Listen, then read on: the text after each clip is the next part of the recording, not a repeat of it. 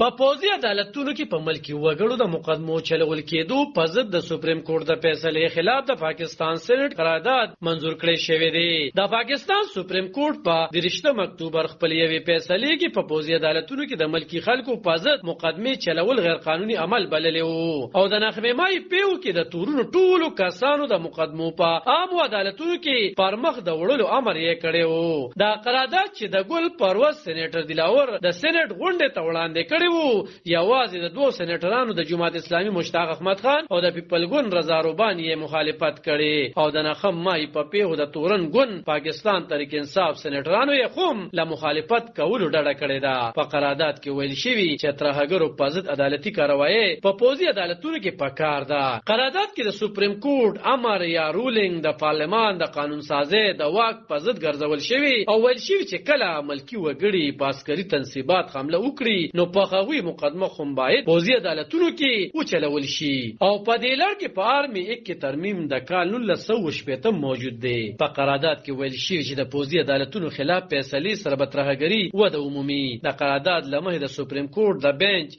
لوري د پوځي عدالتونو په اړه پریکړه د رایو په اتفاق سره نه وشوي او په دغه پریکړه کې ابهام موجود دی ځکه نو سپریم کورټ دی په خپل فیصله سر دوباره نظر وکړي. د جماعت اسلامي سېنیټر مشتاق احمد او د پیپلګون سېنیټر رضا روبانی د قرارداد سره مخالفت خوده خو کله چې دغه دواړو قانون سازانو اوختل چې په سېنات کې په دې قرارداد خبره وکړي نو هغوی ته د خبرو کولو اجازه ورنکړل شو او د سېنات غونډه بل ورځ ته وځنډول شو. په 30 اکتوبر د جسټس اجازه الحسن په مشرۍ د سپریم کورټ 15 کسیز لارجر بنچ په پوځي عدالتونو کې د ملکی خلکو په ضد مقدمې پر مخ وړل غیر قانوني ګرځولي وو او امر یې کړی چې د نخم مای پیو کې د تورونو ټولو کسانو په ضد مقدمې د عام عدالتونو کې وچلول شي. د سپریم کورټ د سلورو ججانو جسټس اجازه الحسن، جسټس مظاهر نقوی، جسټس عائشه ملک او جسټس منیب اختر د پریکړې سره یو جج خاغلی یحیی پردي مخالفت ښکارا کړی وو. د پاکستان د سېنات غړي مشتاق احمد ویلي